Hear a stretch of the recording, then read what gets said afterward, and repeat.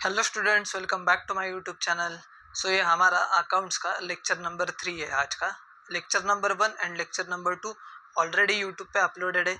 आपने अगर वो लेक्चर्स नहीं देखे होंगे तो प्लीज़ वो लेक्चर्स पहले देख लीजिएगा एंड इसके बाद ही ये लेक्चर नंबर 3 आप देख सकते हो, क्योंकि जो बेसिक चीज़ें थी लेक्चर नंबर 1 में डिस्कस की थी एंड लेक्चर नंबर 2 से हमने हमारा सिलेबस स्टार्ट किया था डिस्कस करना। ठीक है, तो आज का हमारा जो टॉपिक था सबसे पहले basic accounting terminologies. Okay, types of transactions सबसे पहले हम देखेंगे कि अकाउंटिंग में कितने टाइप्स के ट्रांजैक्शंस होते हैं। ऑलरेडी मैंने ये डिस्कस किया है आपके साथ, बट ये आपके टेक्स्ट बुक में जो चार्ट दिया है वो हम अच्छे से डिस्कस एक बार कर लेते हैं। Monetary transactions and non monetary transactions. Monetary transactions का मतलब होता है जिसमें पैसा इन्वॉल्व है, जिसमें पैसा इन्वॉल्व है, पैसा जिसमें इन्वॉल्व है। एंड नॉन मॉनेटरी का मतलब होता है जिसमें पैसा इन्वॉल्व नहीं है। Okay, yes. So monetary transactions में भी दो टाइप्स होते हैं, एक तो cash transaction and credit transaction. Sir cash transaction का मतलब क्या कि आज मैंने गुड्स बेचे, मेरे को पैसा मिला, कैश ट्रांजैक्शन। क्रेडिट ट्रांजैक्शन का मतलब क्या होता है, सर आज मैंने गुड्स बेचे, मेरा दोस्त जो था उसको ही बेचे थे, वो बोला भाई 1 महीने के बाद पेमेंट करता हूँ। क्रेडिट ट्रांजैक्शन मतलब क्या, पैसा बाद में आएगा, इमीडिएट पेमेंट है क्या, नहीं सर। तो cash transactions and credit transactions I hope so आपको अच्छे से समझ आया होगा। उसके बाद non monetary transaction. Non monetary transaction मतलब बार्टर ट्रांजैक्शन। जो पहले के ज़माने में होते थे ना ट्रांजैक्शन, पहले के ज़माने में मॉनेटरी करेंसी नहीं होती थी, तो वो क्या करते थे, एक गुड्स के बदले दूसरे गुड्स वो लेते थे, exchange of goods for goods. बराबर, मतलब समझो मेरे को चाहिए राइस और सामने वाले को चाहिए समझो बटर, तो मैं क्या करूँगा, उसको मैं बटर दूंगा और वो मेरे को राइस देगा। Exchange of goods for goods, exchange of one thing for another thing, इसको हम बोलते हैं बार्टर सिस्टम। ये देखो अभी हम डिटेल में डिस्कस करेंगे ट्रांजैक्शन।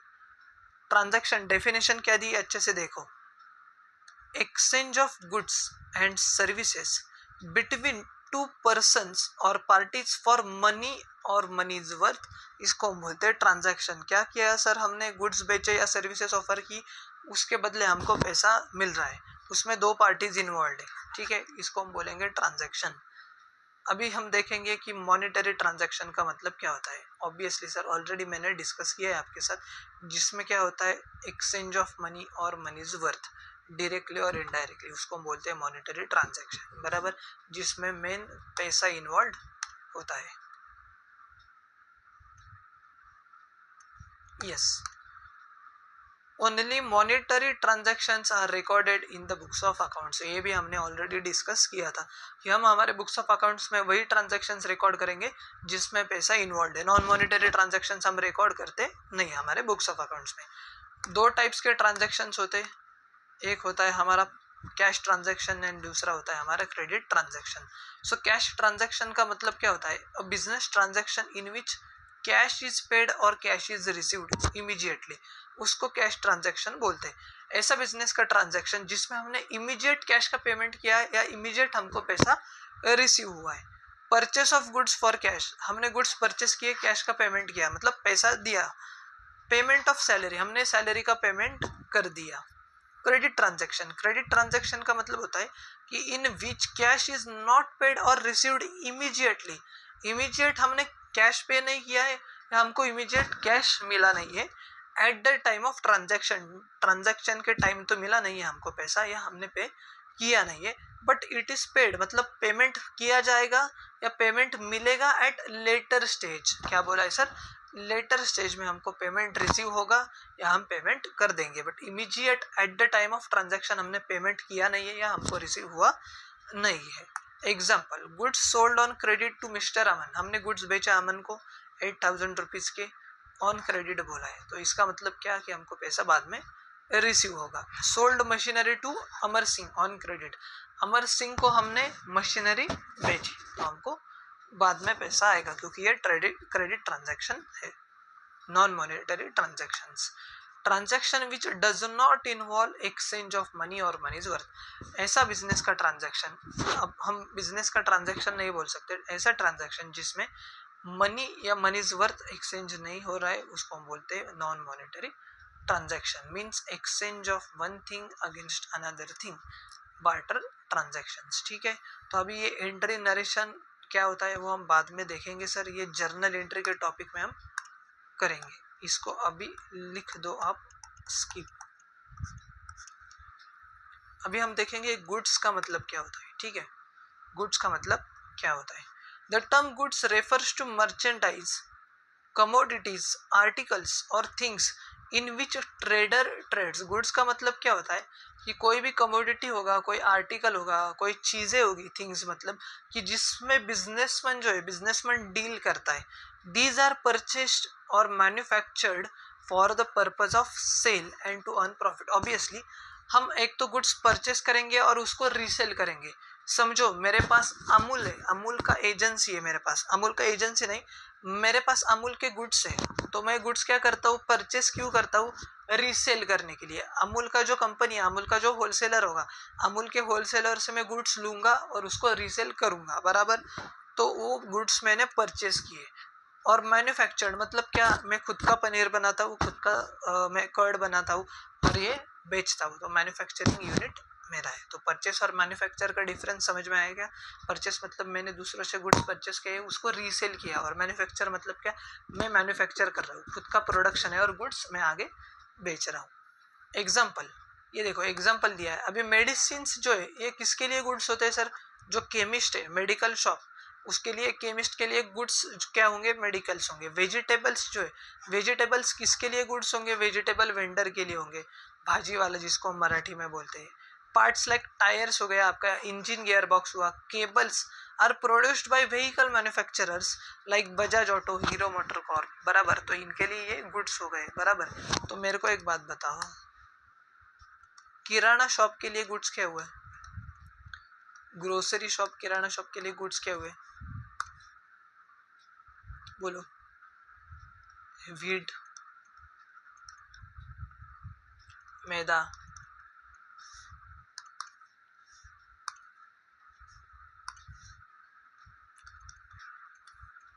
और क्या मिलता है, आइसक्रीम भी आजकल मिल जाता है, टूथपेस्ट, ऐसे बहुत सारे एग्जाम्पल्स है, बराबर।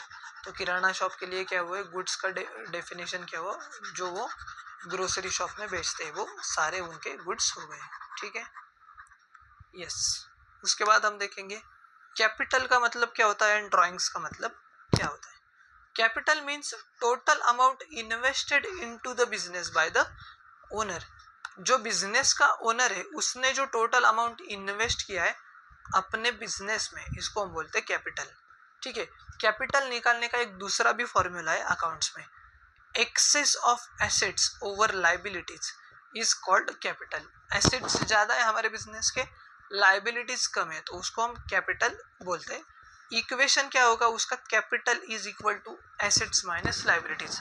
अभी आपको एसेट्स एंड लाइबिलिटीज पता नहीं है तो आप इतना ही ध्यान में रखो कि कैपिटल मतलब जो बिजनेस का ओनर है उसने जो अमाउंट इन्वेस्ट किया है बिजनेस स्टार्ट करने के लिए उसको हम कैपिटल बोलते हैं। तो इसका एक एग्जांपल लेते हैं, ये देखो यहाँ पे ध्यान से देखना। ठीक है, समझो सर ये मेरा बिजनेस है, नाम क्या है अपने बिजनेस का, आपको पता है हमारे बिजनेस का नाम। ठीक है, ये किसका बिजनेस है सर, ये समझो मैंने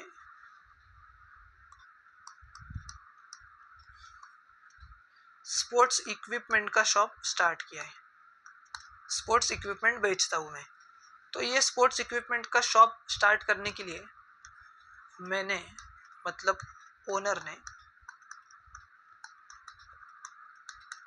टोटल 1 लाख रुपीज का इन्वेस्टमेंट किया है।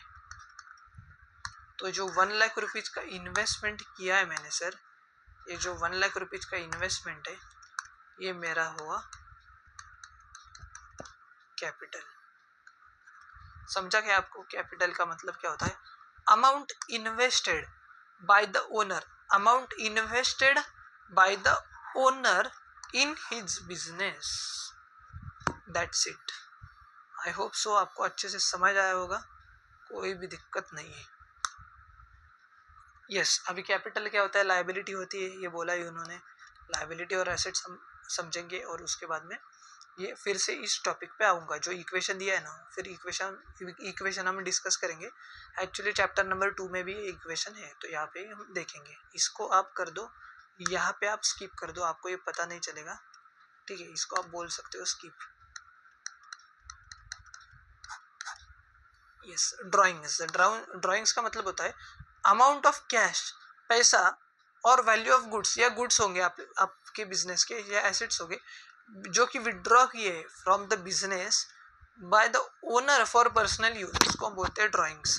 क्या होता है सर ड्राइंग्स का मतलब, जो कि कैश या गुड्स विड्रॉ किए बिजनेस के ओनर ने खुद के यूज के लिए, उसको हम बोलते हैं ड्राइंग्स। एग्जाम्पल क्या दिया है sir, a proprietor page college fees of his son. Proprietor मतलब बिजनेस का जो ओनर है, उसने अपने बेटे की कॉलेज की फीस पे की या उसके मेडिकल एक्सपेंसेस पे किए फ्रॉम द बिजनेस। सर इसका मतलब क्या होता है कि बिजनेस के जो पैसे थे ना, वो बिजनेस के पैसे ओनर ने अपने खुद के इस्तेमाल के लिए या फैमिली के बेनिफिट के लिए इस्तेमाल किए, तो उसको हम ड्राइंग्स बोलते हैं। इसका भी एक एग्जांपल बढ़िया सा आपको देता हूँ मैं, यहाँ पे फोकस कीजिएगा। ये अपना बिजनेस, ठीक है,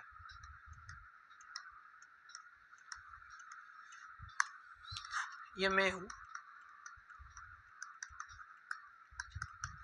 ठीक है। तो मैंने क्या किया, मैंने बिजनेस से 1 लाख रुपीज जो है ना, बिजनेस से विथड्रॉ किए, मतलब निकाले, बिजनेस से विथड्रॉ किए। सर क्यों, पार्टी करने के लिए, ठीक है। मस्त क्लब भी जाना था मेरे को, पब भी में जाना था, मजे करने थे, तो मैंने 1 लाख रुपीज क्या किए, बिजनेस से विड्रॉ किए। क्यों सर, अभी 1 लाख रुपीज मैंने पार्टी के लिए विड्रॉ किए, पार्टी मतलब मेरा पर्सनल यूज है, तो उसको हम बोलेंगे ड्राइंग्स। अमाउंट और goods withdrawn by the proprietor for his personal use. आया क्या आपको समझ में, इजी था एकदम सर, आसान शब्दों में आपको मैं सब चीज़ें एक्सप्लेन कर रहा हूँ। कोई भी दिक्कत होगी तो मेरे को मैसेज कीजिएगा, ये मेरा व्हाट्सएप नंबर है, मेरे को इस पे आप मैसेज कर सकते हो, ठीक है। और आपको ये वीडियोस पसंद आते होंगे तो यार प्लीज़ कमेंट भी कर दीजिए ना। आपको फ्री पढ़ा रहा हूँ मैं, पूरा का पूरा सिलेबस बराबर, और डिटेल में कर रहा हूँ, ऐसा नहीं कि भाग रहा हूँ कि फ्री है तो नहीं यार, एक्सप्लेन भी कर रहा हूँ बहुत अच्छे से, ठीक है। उसके बाद हम देखेंगे डेटर का मतलब क्या होता है। A person who has to pay to the business for getting goods and services on credit, उसको हम बोलते हैं डेटर। क्या बोला है डेफिनेशन देखो, ऐसा बंदा जिसको बिजनेस को पेमेंट करना है, किस चीज का sir, for getting goods and services, business ने उसको गुड्स एंड सर्विसेज दिए थे ऑन क्रेडिट, उसको हम बोलते हैं डेटर।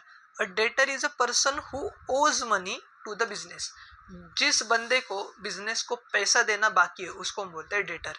सर एग्जाम्पल देके समझाओ ना। यस ये देखो ना यार, आपके लिए कुछ भी सर,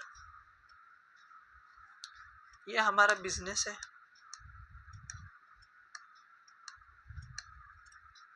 ठीक है। तो अभी हमारा किसका बिजनेस है समझो, हम पतंजलि प्रोडक्ट्स बेचते हैं। क्या बेचते हैं सर, पतंजलि प्रोडक्ट्स हम बेचते हैं, ठीक है। क्या बेचते हैं हम, पतंजलि के प्रोडक्ट्स बेचते हैं, बराबर। तो अभी एक बंदा था, इसका नाम था समझो टॉमी। क्या नाम था सर, टॉमी नाम था इसका। टॉमी मेरे पास आया, टॉमी मेरे पास आया, मेरे को बोला सर सुनो ना। मैंने बोला बोलो ना। सर सुनो ना। मैं बोला बोलो ना। वो बोला सर अभी पैसे की थोड़ी सी कमी है, तो एक काम कीजिएगा, मेरे को सिर्फ 20,000 के जो पतंजलि के बिस्किट्स है ना, 20,000 के पतंजलि के बिस्किट्स, वो मेरे को क्रेडिट पे देना सर, मेरे को क्रेडिट पे देना सर।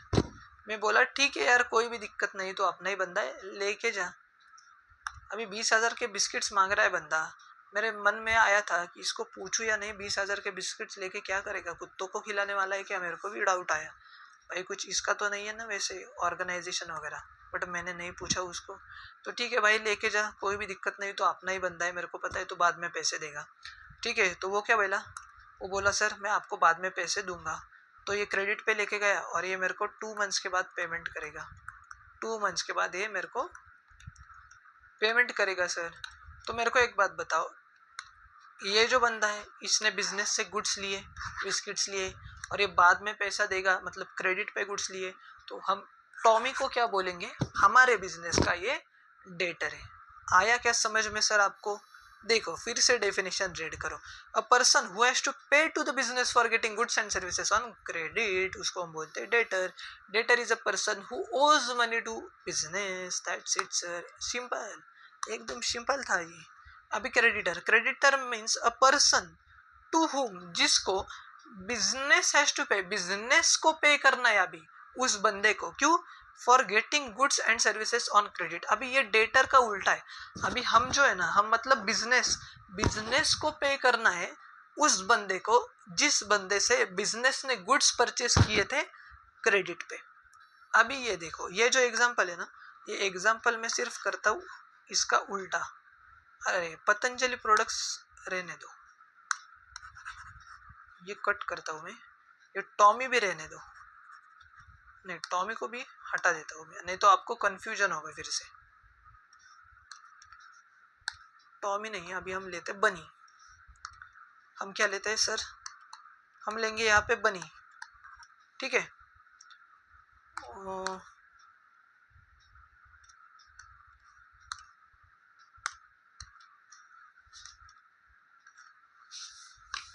यस, अभी देखो मेरा पतंजलि प्रोडक्ट्स का शॉप है, आपको तो पता ही है। ये है बनी, तो क्या है ना, बनी जो है ना, बनी ये है सप्लायर पतंजलि का, मतलब होलसेलर है समझो, सप्लायर या होलसेलर आप बोल सकते हो। क्या बोल सकते हो आप, सप्लायर या होलसेलर है। तो मैं क्या किया, अभी बनी जो है ना, बनी के पास गया, मेरे पतंजलि के प्रोडक्ट्स खत्म हुए थे, तो उससे मैंने फिर से गुड्स परचेस करने थे, तो बनी के पास गया, बनी को बोला, बनी बनी सुनो ना बनी, मेरे को 50,000 के जो पतंजलि के गुड्स है ना, पतंजलि के प्रोडक्ट्स मतलब, वो दे दो, मैं 2 महीने के बाद आपको पेमेंट करता हूँ। ऑब्वियसली ये मेरा सप्लायर है, इसका और मेरा transaction, business transactions, business dealings तो होते ही है, तो उसको ट्रस्ट है मेरे पे, तो उसको बोला 50,000 के गुड्स दो भाई, 2 महीने के बाद मैं आपको पेमेंट करता हूँ। तो अभी इसमें क्या हुआ है, हमने मतलब बिजनेस ने गुड्स लिए क्रेडिट पे, किससे, बनी से, तो बनी हमारा बिजनेस का हुआ क्रेडिटर, जिस बंदे को हमारे बिजनेस ने पेमेंट करना है। क्यों सर, क्योंकि हमने गुड्स या सर्विसेज उससे क्रेडिट पे लिए थे। आया क्या समझ में? A person to whom business has to pay for getting goods and services on credit, उसको हम बोलते हैं क्रेडिटर। अ क्रेडिटर ऐसा पर्सन होता है कि जिस पर्सन को बिजनेस को पे करना होता है, मतलब बिजनेस पे करेगा उस बंदे को for getting goods and services. उसके बाद bad debts, bad debts means irrecoverable amount from a debtor. Debtor जो था ना, उसने पैसा दिया ही नहीं, उसको हम बोलते हैं bad debts, irrecoverable amount from debtor. It is a revenue loss to the business, obviously ना, पैसा नहीं देगा तो रेवेन्यू का लॉस ही होगा, मतलब पैसा नहीं आया, इनकम, हमारा इनकम का लॉस हुआ। इररिकवरेबल अमाउंट फ्रॉम डेटर, इसका भी एक एग्जांपल देता हूँ बढ़िया सा। अब ये दोनों एग्जांपल में रफ कर देता हूँ, एक मस्त एग्जांपल लेंगे।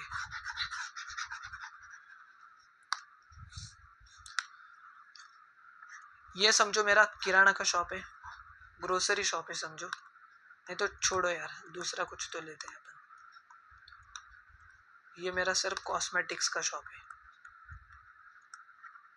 ठीक है, क्या है सर, मेरा कॉस्मेटिक्स का शॉप है, और ये है, इसका नाम है एली। एली कौन है सर? ये मेरी फ्रेंड है, ठीक है, बहुत पुरानी फ्रेंड है मेरी, बहुत प्यारी प्यारी दोस्त है, ठीक है। तो ये एली मेरे पास आई, मेरे को बोली, हेलो सुनो ना। मैं बोला हाँ बोलो ना एली, क्या चाहिए आपको? एली बोली, यार मेरे को सिर्फ तू ज्वेलरी दे दे थोड़ी सी, मेरे को है ना कुछ सामान खरीदना है तेरे शॉप से। मैं क्यों आई तेरे पास, आए मेरे को पता है कि एक तो तेरा जो कॉस्मेटिक्स की क्वालिटी होती है, प्रोडक्ट्स की क्वालिटी होती है, बहुत अच्छी होती है। मैं बोला यस थैंक यू एली, कोई भी दिक्कत नहीं है, तुमको जो भी चाहिए वो लेके जाओ, बिंदास लेके जाओ। तो एली बोली हाँ यार, वो मेरे पास पैसे भी नहीं है अभी, तो सुन ना, मेरे को सिर्फ क्या कर, एक 5,000 का जो मेरे को परचेस करना है ना कॉस्मेटिक्स के प्रोडक्ट्स, वो मेरे को अभी क्रेडिट पे दे दूँ, और मैं तेरे को 2 महीने में पैसे दे दूंगी या 1 महीने में पैसे दे दूंगी, तो अपना ही बंदा है। तो बोला yes Ellie I trust you, ठीक है, बहुत प्यारी बंदी थी वो, मेरे बहुत पुरानी दोस्त थी, मैंने दे दिया उसको। तो अभी एली मेरे को 2 महीने के बाद पैसा देगी, बराबर। तो अभी 2 महीने हो गए, मैंने सोचा कि एक बार रिमाइंड कर दूं एली को। मैंने फ़ोन लगाया, हेलो एली। एली फ़ोन ही नहीं उठा रही। हेलो, एली फ़ोन ही नहीं उठा रही। तीसरे मैंने फ़ोन किया, हेलो। साला एली फ़ोन ही नहीं उठा रही। फिर उसके दोस्त को मैंने फ़ोन किया एली के, और समझा एली तो लंदन भाग गई। ओ माय गॉड, अभी यहाँ पे क्या हुआ भाई, इसको मैंने गुड्स क्रेडिट पे दिए थे, तो एली मेरी डेटर बन गई थी। ये तो पता है, हमने सीखा डेटर का मतलब क्या होता है, कि पर्सन जिसको बिजनेस को पे करना है for getting goods and services on credit को। एली, तो एली को मेरे को पे करना था 5000 रुपीज़, क्योंकि उसने गुड्स क्रेडिट पे लेके गई थी ना वो। तो अभी एली पैसे दे रही क्या, फ़ोन उठा रही क्या एली? नहीं सर, चूना लग गया ना। तो इसको क्या बोलता है, चूना लगने को ही हम बोलते हैं अकाउंट्स के लैंग्वेज में बैड डेट्स, बराबर। Irrecoverable amount from a debtor. आया क्या सर आपको समझ में? बहुत बढ़िया था सर, बहुत आसानी से आपको समझा रहा हूँ अकाउंट्स के कंसेप्ट, ठीक है। कोई भी यूट्यूब चैनल आप सर्च कर लो सर, फ्री बोलते हैं लोग, बट देते नहीं है इतना डिटेल कंटेंट। अभी एक्सपेंडिचर, सर एक्सपेंडिचर का मतलब क्या होता है? सर एक्सपेंडिचर का मतलब होता है खर्चा, खर्चा, खर्चा। क्या होता है सर एक्सपेंडिचर का मतलब? खर्चा, ठीक है। An amount spend by the business for any consideration received by the business, उसको बोलते हैं एक्सपेंडिचर। जो अमाउंट खर्च करेगा बिजनेस, क्यों? उसको उस खर्चे के बदले में कुछ तो बेनिफिट हो रहा है। कंसिडरेशन मतलब उसको कुछ तो बेनिफिट मिल रहा है बिजनेस को, इसलिए तो खर्चा कर रहा है ना बंदा। तो उसको क्या बोलते हैं सर? उसको हम बोलते हैं एक्सपेंडिचर, ठीक है। तो अभी एक्सपेंडिचर के भी कुछ टाइप्स दिए इन्होंने, capital expenditure, revenue expenditure and deferred revenue expenditure. सबसे पहले हम समझते हैं कैपिटल एक्सपेंडिचर का मतलब क्या होता है। द एक्सपेंडिचर जो कि हमने किया है, क्यों सर? फिक्स असेट्स एक्वायर करने के लिए, और to increase the value of fix assets. Sir इसमें भी आया एसेट, एसेट का मतलब क्या होता है वो समझाओ यार पहले। यस, सबसे पहले हम एसेट का मतलब देखते हैं यार, ये बहुत दिक्कत दे रहा है साला। कहाँ पे गया? अरे एसेट, एसेट, यस। सबसे पहले हम एसेट लाइबिलिटी का मीनिंग समझते हैं, और फिर ही हम आगे बढ़ेंगे। Asset means any physical thing or right owned that has a monetary value, इसको हम बोलते हैं एसेट। ओहो, क्या डेफिनेशन दी है सर। फिजिकल थिंग मतलब क्या? जो हमको दिख सकती है भाई, फिजिकल थिंग। और राइट जो कि ओन्ड है। ओन्ड मतलब क्या सर? ओन्ड का मतलब होता है कि जिस चीज की हमारे बिजनेस के पास ओनरशिप है, उसको हम बोलेंगे एसेट, ठीक है। एग्जाम्पल देखो, the ownership of asset must be with the business unit. Obviously ownership जो है एसेट की, वो बिजनेस के पास चाहिए। मतलब क्या? समझो मैंने एक बाइक ली भाई, इस बाइक की ओनरशिप मेरे पास है या मेरे पतंजलि प्रोडक्ट्स वाले बिजनेस के पास है? ऑब्वियसली मेरे पास है। तो वो एसेट कंसिडर करेंगे क्या सर? नहीं कंसिडर करेंगे, क्योंकि इसकी ओनरशिप मेरे पास थी। और हमने पढ़ा है कि बिजनेस सेपरेट होता है और बिजनेस का ओनर सेपरेट होता है। लैंड, गुडविल, पेटेंट्स, कंप्यूटर्स, ये हमारे बिजनेस के एसेट है, क्योंकि लैंड फिजिकल थिंग है। ओनरशिप अगर बिजनेस के पास होगी तो एसेट है। गुडविल, गुडविल मतलब ब्रांड वैल्यू, जिसको रेप्यूटेशन बोलते हैं ना बिजनेस का, उसको हम गुडविल बोलते हैं। पेटेंट्स का मतलब क्या होता है? पेटेंट्स मतलब समझो एक फॉर्मूला मैंने बनाया। कोविड में क्या था, कोवैक्सीन वगैरह आई थी जो लॉन्च हुई, उसका फॉर्मूला अगर सीरम इंस्टीट्यूट ने डेवलप किया, तो सीरम इंस्टीट्यूट गवर्नमेंट को अप्लाई करती है और गवर्नमेंट को बोलती है कि सर ये जो फॉर्मूला है, ये फॉर्मूला हमने डेवलप किया था, तो ये फॉर्मूला से कोवैक्सीन या कोवैक्सीन या कोविशील्ड जो भी बनाया था, ये बनाने का राइट सिर्फ हमारे पास रहेगा। अगर ये फॉर्मूला दूसरों को यूज करना है, तो उस केस में सबसे पहले हमसे कंसेंट लेनी पड़ेंगे। उसको बोलते हैं पेटेंट। पेटेंट प्रोटेक्ट करता है हमने जो मेहनत की है उसको। और कंप्यूटर मतलब तो आपको पता है। तो अभी इसका भी एक एग्जांपल मैं आपको देता हूँ तो आपको समझ में आएगा। बट एसेट के टाइप्स सबसे पहले हम देखते हैं कि fix assets and current assets क्या होते हैं, और उसके बाद मैं एसेट का एक एग्जांपल आपको दूंगा। तो एसेट का मतलब तो समझ आया कि जो फिजिकल थिंग है या राइट जिसका ओनरशिप हमारे बिजनेस के पास है, और उसकी कुछ मॉनेटरी वैल्यू भी चाहिए सर। अगर उसकी मॉनेटरी वैल्यू नहीं, मतलब हम पैसों के टर्म्स में उसको डिफाइन कर नहीं सकते, तो उस केस में हम इसको एसेट कंसिडर करेंगे नहीं, ठीक है। अभी फिक्स एसेट्स क्या होते हैं और करंट एसेट्स क्या होते हैं वो हम देखेंगे। फिक्स एसेट्स और non current assets, it means ऐसे एसेट्स जो कि हमारे बिजनेस को लॉन्ग टर्म बेनिफिट देंगे, उसको हम बोलेंगे फिक्स्ड एसेट्स, ठीक है। लॉन्ग टर्म बेनिफिट देंगे तो फिक्स एसेट्स। और करंट मतलब शॉर्ट टर्म बेनिफिट देंगे, ठीक है। Assets which are held in the business for operating year, operating year मतलब क्या, जो हमारा करंट ईयर में हम बिजनेस कर रहे हैं, मतलब ये शॉर्ट टर्म बेनिफिट देगा। करंट ईयर में सिर्फ जो एसेट्स हमको बेनिफिट देंगे उनको हम बोलेंगे current assets, and can be converted into cash very easily, और ऐसे एसेट्स जो कि इजीली कैश में कन्वर्ट होंगे उसको हम बोलेंगे करंट एसेट्स। डेटर्स बराबर, मैंने डेटर्स आपको समझाया कि डेटर्स का मतलब क्या होता है, हमने गुड्स बेचे क्रेडिट पे, 2 महीने के बाद वो जो थी एली वो मेरे को पैसे देने वाली थी, तो एली 2 महीने के बाद पैसे देगी, मतलब क्या, जो डेटर्स है 2 महीने के बाद कैश में कन्वर्ट होंगे, तो ये करंट एसेट है हमारी। कैश इन हैंड मतलब जो मेरे बिजनेस में अभी पैसा पड़ा है। कैश एट बैंक मतलब बैंक का बैलेंस। स्टॉक मतलब क्या, पतंजलि के प्रोडक्ट्स मेरे स्टॉक है, उनको बेच के मैं कभी भी पैसा ले सकता हूँ, मतलब एक अकाउंटिंग ईयर में मैं पैसा रियलाइज कर सकता हूँ, ठीक है। तो अभी fix assets and current assets का एक बढ़िया सा आपको एग्जांपल मैं अभी देता हूँ। ओके, ये देखो सर, ये हमारा बिजनेस है प्यारा प्यारा, नाम क्या है,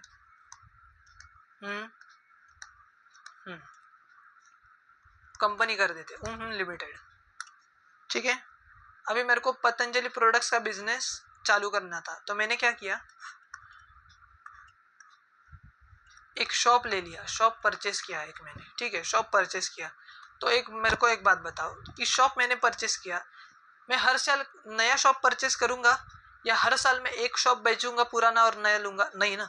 एक बार मैंने शॉप लिया तो 5 साल 10 साल 15 साल 20 साल उसी शॉप में बिजनेस करूंगा मैं, बराबर। तो इसको बोलते हैं हम फिक्स्ड एसेट, जिस एसेट का मेरे बिजनेस में लॉन्ग टर्म बेनिफिट है। बट समझो सर, ये शॉप जो था ना, ये शॉप मैंने परचेस किया था, शॉप मैंने परचेस किया था, मतलब इसकी ओनरशिप मेरे पास थी, इसलिए ये एसेट हुआ।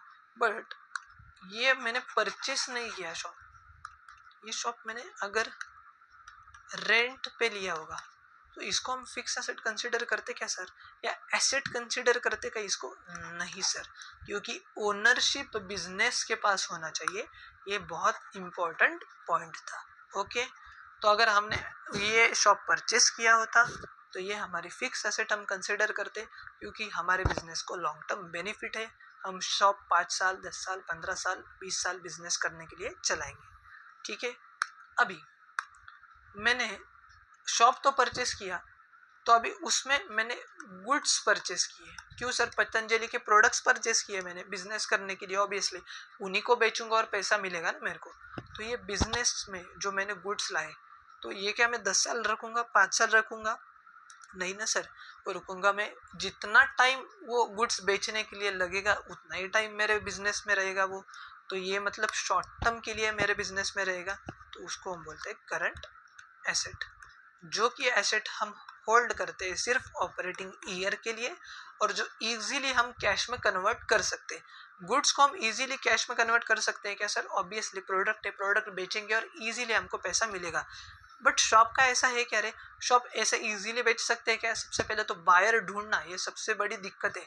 आपने आज डिसाइड किया यार शॉप बेचते हैं, 10 दिन के बाद कोई आपका शॉप लेगा नहीं, ये बहुत ड्यू डिलीजेंस वाला ट्रांजैक्शन है, उसको टाइम लगेगा। तो फिक्स एसेट और current asset I hope so आपको अच्छे से समझ आया होगा। फिक्स एसेट मतलब हमारे बिजनेस को लॉन्ग टर्म बेनिफिट है,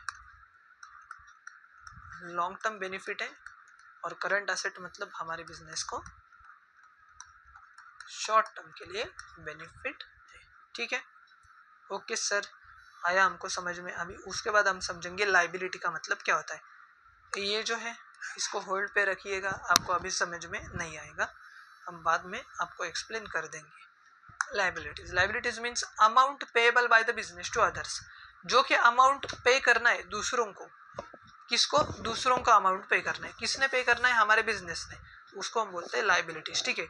लाइबिलिटी हमारे बिजनेस को ऊपर एक डेट होता है या amount due from the business to others for the benefit received by the business, इसको हम बोलते हैं लाइबिलिटी। देखो क्या बोला है, लाइबिलिटी का मतलब होता है amount payable by business to others, amount payable by business to other, दूसरों को जो अमाउंट पे करना है हमारे बिजनेस को, मतलब बिजनेस पे करेगा दूसरों को, तो उसको हम बोलते हैं liability. It is a debt, ये हमारे ऊपर एक एहसान था, डेट है मतलब क्या, कर्जा चुकाना बाकी है अभी, और द अमाउंट जो कि हमारे बिजनेस से लेना है दूसरों को लेना है। क्यों? क्योंकि कुछ तो बेनिफिट हमारे बिजनेस ने रिसीव किया था, उसके बदले उनको पेमेंट करना अभी बाकी। एग्जाम्पल, लोन लिया था हमने बैंक से, ऑब्वियसली हमने पैसा लिया है तो पैसा का रीपेमेंट भी करना होगा, तो इसको हम कंसिडर करेंगे हमारे बिजनेस के लिए लायबिलिटी। क्रेडिटर्स का मतलब समझाया था आपको, मैंने गुड्स परचेस किए थे पतंजलि के होलसेलर से, उसको बोला भैया 2 महीने के बाद पेमेंट करता हूँ, तो हमारे बिजनेस के लिए वो हुआ क्रेडिटर। 2 महीने के बाद पेमेंट करूंगा तो हमारे बुक्स में हम शो करेंगे इसको लायबिलिटी। बैंक ओवरड्राफ्ट मतलब बैंक से मैंने शॉर्ट टर्म लोन लिया था, पेमेंट तो करना होगा, लायबिलिटी। और आउटस्टैंडिंग एक्सपेंसेस मतलब क्या, मेरे बिजनेस में 2 बंदे काम करते हैं, उनको सैलरी देना पेंडिंग है, मेरे ऊपर लायबिलिटी है। क्यों? क्योंकि उनको पैसा देना बाकी है, amount payable by business to others. ठीक है। Fix liability, current liability same. Fix liability मतलब क्या होता है, major source of funds in the business. मतलब क्या, जो बिजनेस को पैसा लगता है ना, जितना पैसा लगता है ना, उसमें से मेजर चंक पैसा इन फॉर्म्स में आता है। कैपिटल मतलब बिजनेस ने जो पैसा, बिजनेस के ओनर ने जो बिजनेस में पैसा लगाया वो भी लायबिलिटी है, फिक्स लायबिलिटी है वो। सिक्योर्ड लोन्स मतलब क्या, हमने बैंक से लोन लिया था 10-12 साल 20 साल के लिए, फिक्स लायबिलिटी है, 1 साल के लिए नहीं है वो सीमित लायबिलिटी की, इस साल लायबिलिटी है अगले साल वो नहीं है, ऐसा नहीं है सर। एक बार लोन लिया उसका रीपेमेंट 10 साल 20 साल में करेंगे, तो ऑब्वियसली हमारे बैलेंस शीट में, हमारे बुक्स ऑफ अकाउंट्स में वो लायबिलिटी तो शो होगी हर साल। लॉन्ग टर्म लोन लिया है हमने जो बैंक से, और करंट लायबिलिटी मतलब क्या, शॉर्ट टर्म लायबिलिटी जो है payable with in the year, मतलब इस साल के इस साल ही इसका रीपेमेंट होगा, उसको हम बोलते हैं short term liability. Current liabilities arise in the regular current operations of business. Current liabilities जो है ना, वो करंट लायबिलिटीज तो डे टू डे ऑपरेशंस में अराइज होती है। These liabilities are not normally secured, ये कुछ सिक्योर्ड लायबिलिटीज नहीं होती। सर सिक्योर्ड और अनसिक्योर्ड का मतलब क्या होता है वो भी बताइएगा। ठीक है, ये भी आपको बताता हूँ, अच्छे से ध्यान देना।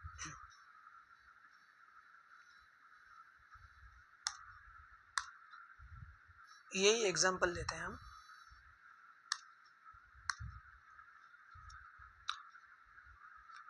यस, ये मेरा बिजनेस है, पतंजलि प्रोडक्ट्स का बिजनेस स्टार्ट कर रहा हूँ मैं, आपको बताएं।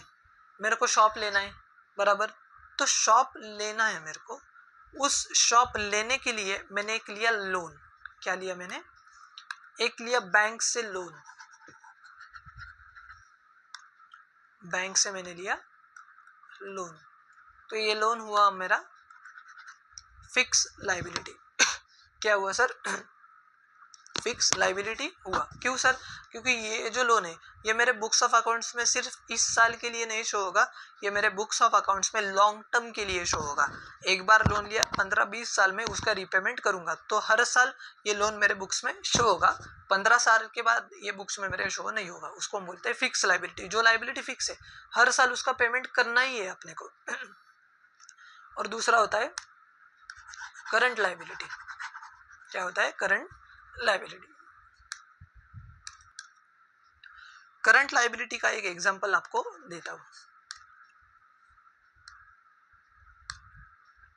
समझो मेरे को गुड्स परचेस करने थे अभी, ठीक है, गुड्स परचेस करने थे, तो मैंने क्या किया, जो पतंजलि का होलसेलर था ना, उससे क्रेडिट पे गुड्स परचेस किए। ठीक है, तो मतलब क्या, मैं उसको पैसा दूंगा बाद में, तो ये हुआ मेरा बिजनेस का क्रेडिटर्स, बराबर। होलसेलर क्या हुआ मेरे बिजनेस के लिए? क्रेडिटर, जिसको पेमेंट करना है मेरे को, तो ये हुआ हमारा करंट लायबिलिटी। करंट लायबिलिटी मतलब क्या? शॉर्ट टर्म लायबिलिटी, जो कि विद इन 1 अकाउंटिंग ईयर हम पे कर देंगे। होलसेलर को मैं 1 महीने के बाद पैसा दूंगा, नहीं तो 2 महीने के बाद दूंगा, नहीं तो 6 महीने के बाद दूंगा, बट इस साल तो 100% दूंगा। इसको हम बोलते हैं करंट लायबिलिटी। ठीक है सर? यस, तो आई होप सो कि आपको आज का जो लेक्चर था उसमें सारी चीज़ें जो मैंने डिस्कस की आपको अच्छे से समझ आई होगी। हमने ज़्यादा कुछ डिस्कस नहीं किया, डेटर, क्रेडिटर, ट्रांजैक्शन, गुड्स का मतलब देखा, और एसेट्स एंड लायबिलिटीज़ का मतलब हमने देखा। अभी कल के लेक्चर से हम हमारा जो पेंडिंग था, हमारा क्या चल रहा था, यस, एक्सपेंडिचर वाला जो टॉपिक, वो हम अच्छे से डिस्कस कर पाएंगे। ठीक है?